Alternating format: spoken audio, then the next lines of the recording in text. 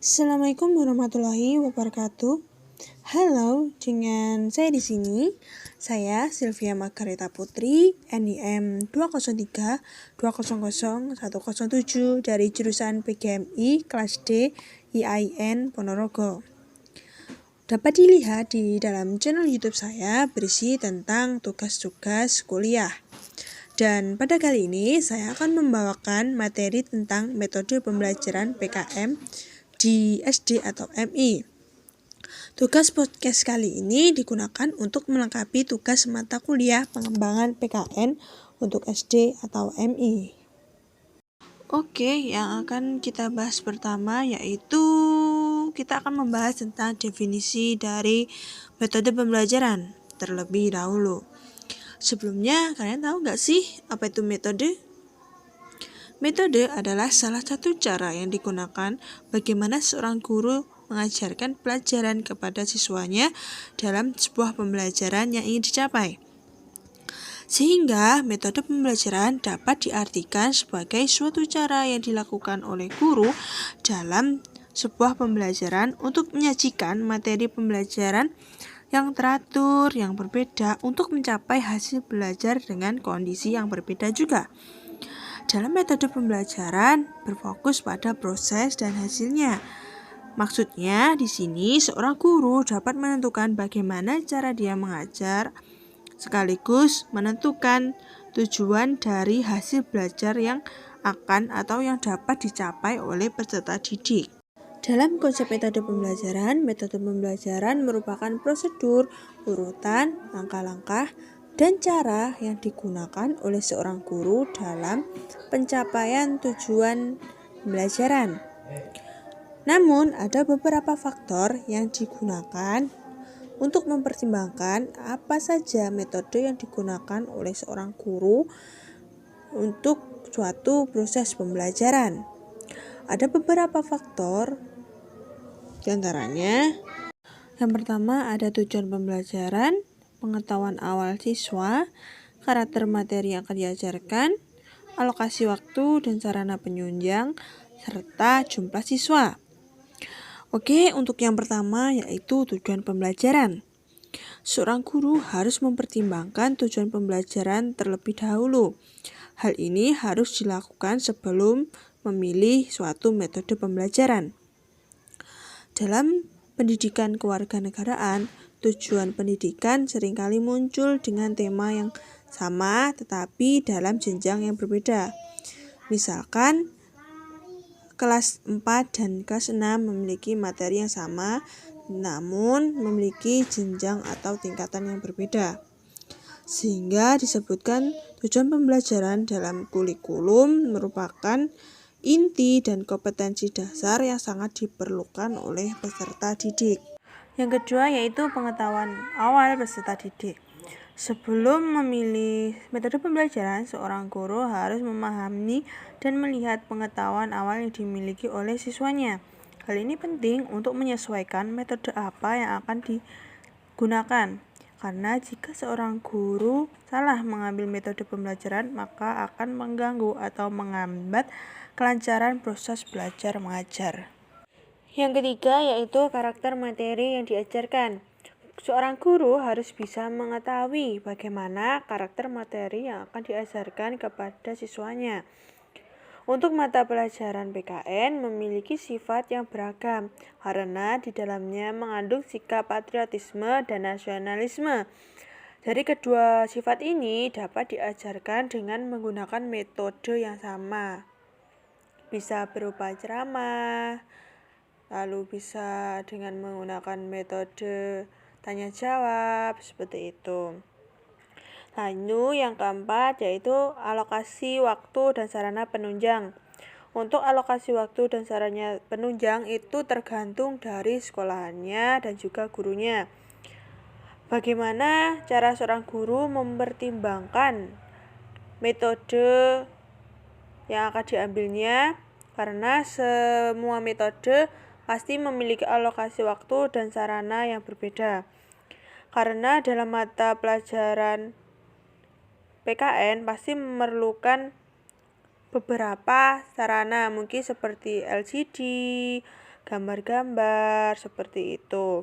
Sehingga harus bisa menyesuaikan sarana yang ada serta waktu yang diperlukan dalam pembelajaran. Dan yang terakhir yaitu jumlah peserta didik. Jumlah peserta didik juga harus dipertimbangkan dalam pemilihan metode pembelajaran. Mengapa? Bayangkan begini, jika dalam suatu kelas memiliki jumlah massa yang banyak atau jumlah siswa yang banyak, dan guru mengambil metode pembelajaran melalui praktikum, maka guru tersebut akan kesulitan. Mengapa? Karena guru tidak bisa mengawasi dan membimbing peserta didik satu persatu.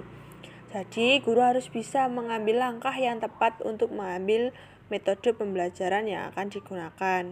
Mungkin untuk PKN, guru bisa menggunakan metode pembelajaran diskusi untuk kelas yang jumlahnya banyak dengan melakukan berkelompok seperti itu. Metode pembelajaran yang dapat diterapkan untuk pelajaran PKN itu ada beberapa. Di antaranya yaitu yang pertama model pembelajaran berbasis portofolio. Jadi di sini guru mengumpulkan informasi yang sudah tersusun dengan baik yang akan menggambarkan rencana kelas. Siswa tersebut harus mengerjakan apa dengan membahas isu kebijakan publik yang telah diputuskan untuk dikaji atau isu yang akan diselesaikan atau didiskusikan di dalam kelas. Yang kedua yaitu metode pembelajaran modeling. Jadi dalam metode modeling ini dalam pembelajaran PKN berperan ketika guru mengajarkan materi-materi yang berisi nilai-nilai moral. Jadi guru harus bisa menggambarkan bagaimana tokoh seorang pahlawan dalam kehidupan sehari-hari sehingga siswa tersebut akan memiliki nilai-nilai atau karakter yang mencerminkan tokoh tersebut. Yang ketiga, dapat menggunakan metode gaming atau permainan. Dalam metode pembelajaran gaming, siswa dituntut untuk berlomba-lomba untuk menentukan menang atau kalah. Jadi di sini guru bisa menggunakan metode permainan seperti permainan tebak-tebakan.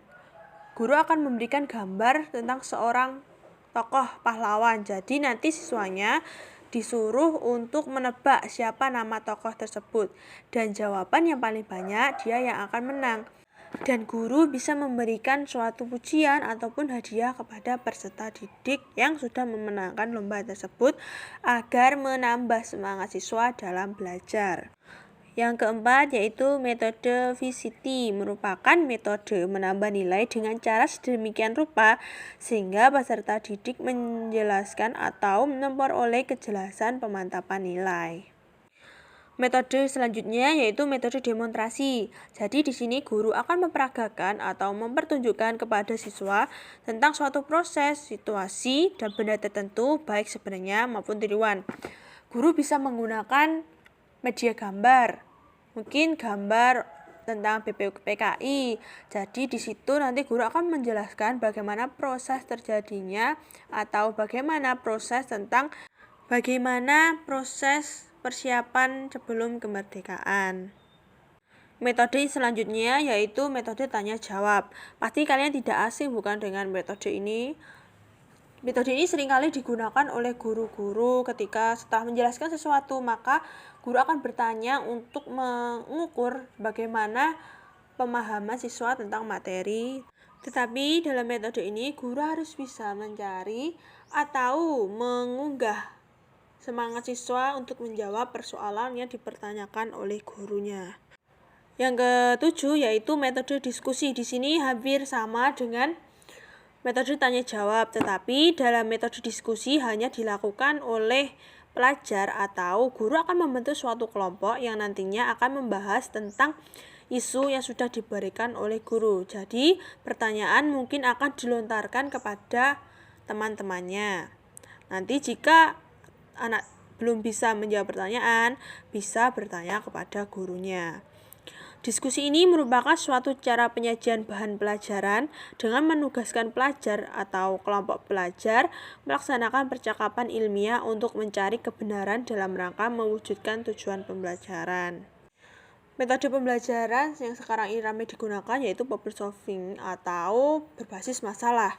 Di sini guru akan memberikan suatu isu atau suatu kasus yang akan nantinya dibahas oleh siswa dalam kehidupan sehari-hari. Dalam metode ini, pembelajaran yang melibatkan siswa dalam menganalisa masalah yang diajukan oleh guru terkait dengan materi pelajaran. Jadi mungkin untuk PKN saat ini bagaimana sikap kita menghadapi kasusnya korupsi, kolusi, dan nepotisme di Indonesia saat ini. Jadi guru akan menuntut siswa untuk berpikir kritis. Metode yang selanjutnya yaitu bermain peran atau role play.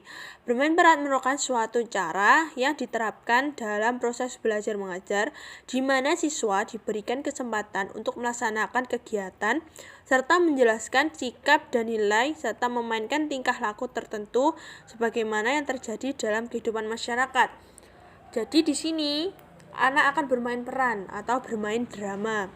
Mungkin guru bisa memberikan naskah drama tentang nilai-nilai sikap cinta tanah air. Nanti siswa akan memperoleh atau memperdalam sikap cinta tanah air dan nasionalisme yang ada di dalam diri siswa atau peserta didik.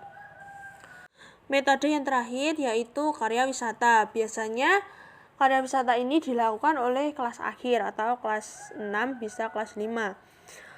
Dalam metode ini berarti guru dan siswanya akan berkunjung ke suatu tempat di mana tempat tersebut mengandung sejarah sehingga siswa bisa belajar tentang sejarah sekaligus menanamkan sikap patriotisme dan nasionalisme yang dimiliki oleh siswanya.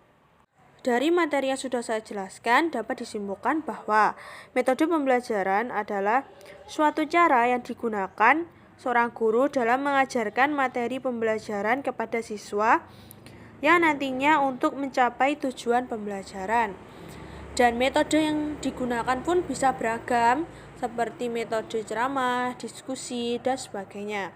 Seorang guru juga harus bisa mempertimbangkan apa saja hal-hal yang dapat memengaruhi apakah metode tersebut dapat berjalan lancar atau tidak. Sekian yang dapat saya sampaikan. Apabila saya ada salah, saya minta maaf. Terima kasih atas perhatiannya. Akhirul salam. Wassalamualaikum warahmatullahi wabarakatuh.